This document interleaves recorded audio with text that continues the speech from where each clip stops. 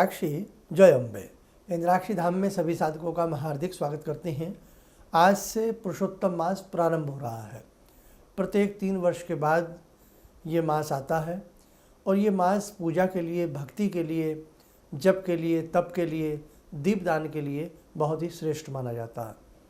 हमें इस मास में और क्या क्या करना चाहिए जिससे हमारी दैनिक साधना बलवान हो सके, जिससे हम अपने जीवन में सुख पा सकें, समृद्धि पा सकें, वैभव पा सकें। सारी जानकारी इस अंक में। आइए पहले आज का हम पंचांग देखें। 17 मई सन 2026 दिन रविवार, संवत 2083, ज्येष्ठ मास, शुक्ल पक्ष, तिथि प्रतिपदा, नक्षत्र कृतिका, राहु काल 4:30 से 6, दिशा शूल पश्चिम दिशा। हालांकि पुरुषोत्तम मास पर हमने पहले भी 1-2 वीडियो बनाई हैं, वो भी आपने सबने देखी होंगी। ये महीना बहुत ही उत्तम महीना है और ये बहुत ही सौभाग्य की बात होती है कि साधक इस महीने में अपनी साधनाओं को बलवान बनाए। हमारे शास्त्र में और हमारे सनातन धर्म में और हमारे ऋषियों ने समय समय पर कुछ ऐसे विशेष तिथियां बताई हैं, विशेष मासों का जिक्र किया है कि यदि इनमें हम अपनी साधना को करें तो वास्तव में हमारी साधना बहुत बलवान हो सकती है।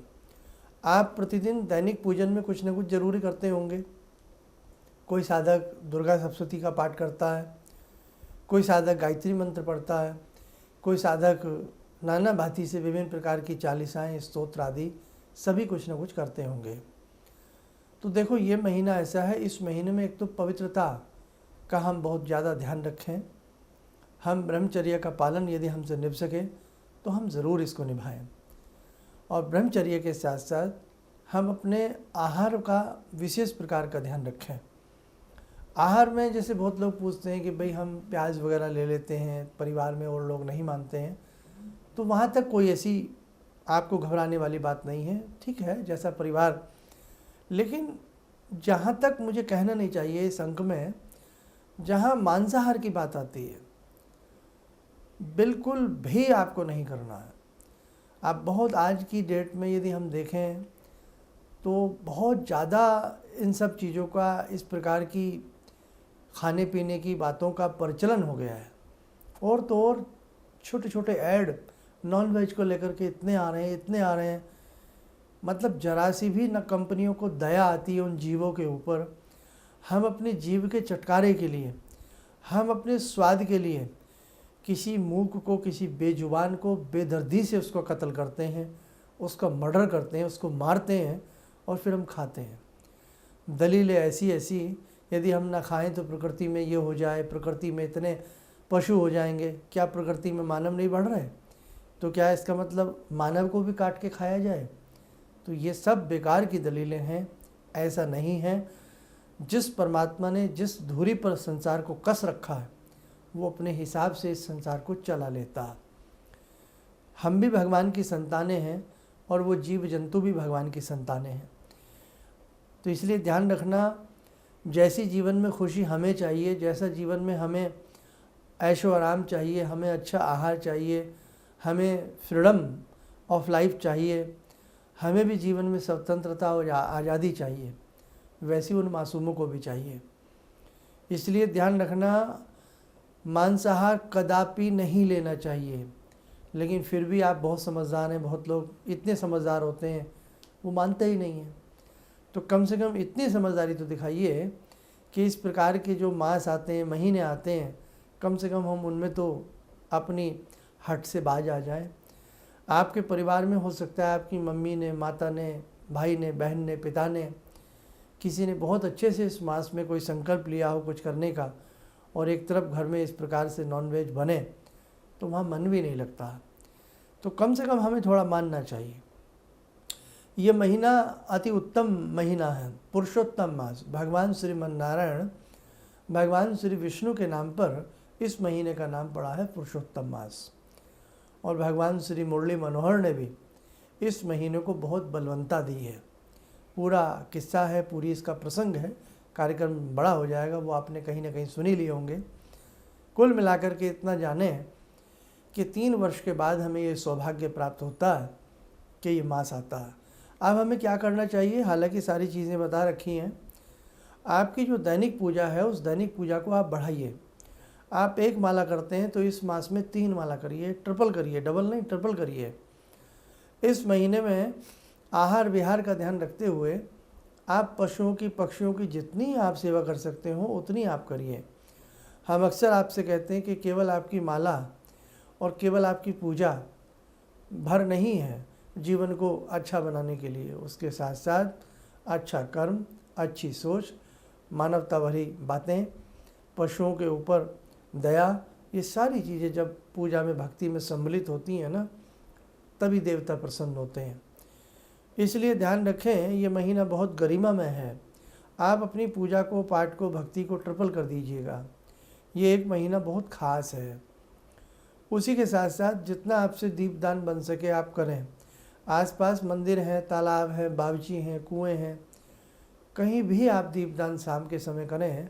श्रीमन नारायण का ध्यान करें, भगवती माँ जगदम्बा का ध्यान करें, गायत्री का ध्यान करें, राम जी का ध्यान करें, जिन्हें भी आप मानते हैं आप उन्हीं का ध्यान करके इस मास में दीपदान अधिक से अधिक करें। कहीं प्राचीन कुआं हो, कुएं पर दीप लगाना अत्यधिक शुभ। पीपल का वृक्ष हो, दीप लगाना अत्यधिक शुभ। आंवले का वृक्ष हो, बेल वृक्ष हो, बरगद का पेड़ हो, दीपदान लगाना अत्यधिक शुभ माना जाता है। आप उनको दीपदान करिए। आसपास कोई मंदिर हो, मंदिर में जाकर के देव प्रतिमाओं के सामने दीप अर्पण करना इस मास में बहुत ही शुभ माना जाता है। और जिस देवी देवता के सामने आप दीप अर्पण कर रहे हो उन्हीं का मानसिक रूप से मंत्र जप लें। आपने राम जी को दीप अर्पण किया, ओम राम रामायण में पढ़ते जाइए, पढ़ते आइए, वहाँ भी पढ़िए। आपने भगवान श्री कृष्ण को दीप अर्पण किया, कृष्णाय वासुदेवाय हरे परमात्मने प्रणत क्लेशनाशाय गोविंदाय नमो नमः, आप पढ़ते जाइए। श्रीमन नारायण बोलते जाइए। पीपल के नीचे पुरुषोत्तम मास में दीप लगाना और उन्हीं के नीचे बैठकर या जैसे समय मिले हनुमान चालीसा का पाठ करना अनेकों प्रकार के कलेशों से हमें मुक्त करता है। ध्यान रखें, गायें हों, कहीं भी गौशाला हो, ये गायें कहीं एकत्र होती हों तो वहाँ बड़े हिसाब से एक दीपदान देना। संध्या के समय गौशाला में दीपदान देना। गोधूली बेला में वृक्षों के नीचे, गौशाला में, तालाब, बावड़ी, कुओं पर दीपदान करना, यानी कि दीप बना करके उसको प्रज्वलित करना, अर्पण करना, ये दीपदान होता है। ठीक है, तो ऐसा करने से बड़ा अच्छा लाभ मिलता है। लोग पूछते हैं दीपक काहे का लें? दीपक मिट्टी का ले लीजिए, दीपक आटे का बना लीजिए। अब धातु का तो हम नहीं रोज़ रोज़ कहीं जा कर के रख सकते। सर्वश्रेष्ठ मिट्टी का दीपक ले लीजिएगा, बहुत अच्छा है। छोटी छोटी मिट्टी की दियाली आती हैं, 150 दियाली ले आइएगा, चाहे 5-5 दीप रोज़ जलाइए। देसी घी अति उत्तम बताया गया है। गोघृत ना मिले तो आपको जैसा भी शुद्ध तिल का तेल मिल जाए आप उसका दीप करिएगा। भगवान को भी मालूम है कि भाई नहीं इनको मिल रहा तो कम से कम जो मिल रहा है बेटर देन नथिंग। आप शुद्ध भावना से आप दीपदान करिए। ये दीपदान का मास है। और एक बात और कहें, ये साल तो नहीं मैं कह सकता, लेकिन अब जब 3 साल के बाद हमें पुनः पुरुषोत्तम मास मिले तो इस बार 1.25 लाख छोटी छोटी बत्तियाँ रुई की पहले से ही बना के रखिएगा। जो साधक पुरुषोत्तम मास में 1.25 लाख वर्तिकाओं के दीपक यानी कि 1.25 लाख बत्तियों के दीप बना करके अर्पण करता है भगवान श्री हरि को, वो गोलोकवासी होता है, बैकुंठवासी होता है। जो भवानी को दीपदान 1.25 लाख के पुरुषोत्तम मास में अर्पण करता है जगदम्बा को, उसे मणिधाम का सुख मिलता है। समझिए आप, जो भगवान शिव को दीपदान करता है पुरुषोत्तम मास में, उसे भगवान शिव की अनुकंपा प्राप्त होती है और शिववास का उसे लाभ प्राप्त होता है। तो अपने जीवन में देखो, एक ही जीवन मिलता है, आगे हम क्या हैं, पीछे क्या हैं, वो सिर्फ बातें हैं ज़रूर, लेकिन प्रैक्टिकली देखा जाए तो जो जिस जीवन में हम जी रहे हैं वो तो हमें एक ही मिला है। उस जीवन में हम सुख भी भोगते हैं, दुख भी भोगते हैं, और हम जो अच्छा करते हैं उसका हमें एहसास भी होता है। इसलिए ध्यान रखें, ये जीवन बहुत कीमती है। अगले जीवन में पता नहीं मानव का तन मिले ना मिले, हम पशु बने, हम पक्षी बने, हम जड़ योनि में जन्म लें, सरीसर्प बने, हम पानी की कोई मछली बने, हम क्या बने। इसलिए इस जीवन में हम यदि इंसान हैं, हमें मानव का चोला मिला है, तन मिला है, तो हमें भरसक जब तक हमारी सांसें चल रही हैं हमें शुभ से शुभ कार्य करने का हमारे मन में हमेशा ये जागरण रहना चाहिए। स्वयं भी हम शुभ कार्य करने के लिए आतुर रहें और अपने आसपास के जो अपने परिजन हैं, बच्चे हैं, सब हैं, उनसे भी हम इस प्रकार के श्रेष्ठ कर्म करने की उनको भी प्रेरणा हम देते रहें। और ये 1 माह रहेगा, 15 जून तक ये रहेगा। 15 जून की सोमवती अमावस्या है और सोमवती अमावस्या में एक बहुत ही बड़ा आयोजन, भगवती गायत्री के 1008 नामों का पूजन किया जा रहा है इंद्राक्षी धाम में।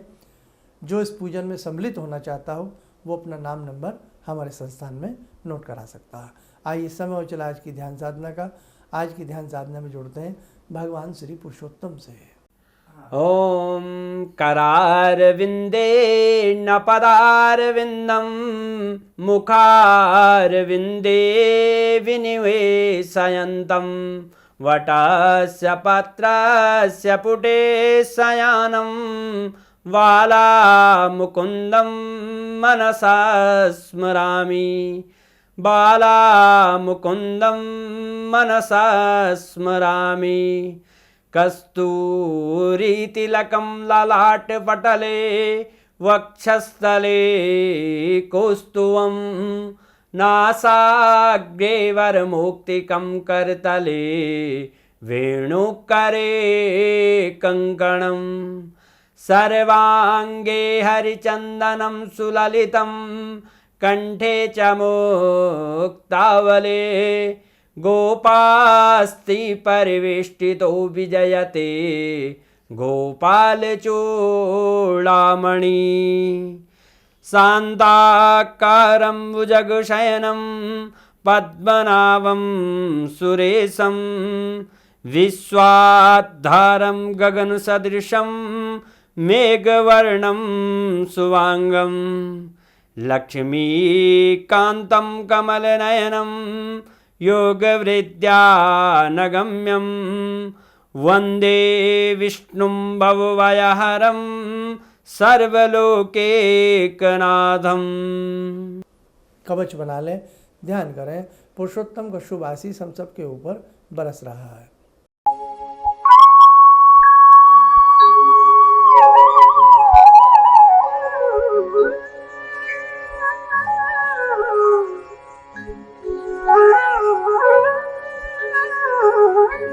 ओम बोलते हुए नेत्र खोलें, सामान्य हो जाए।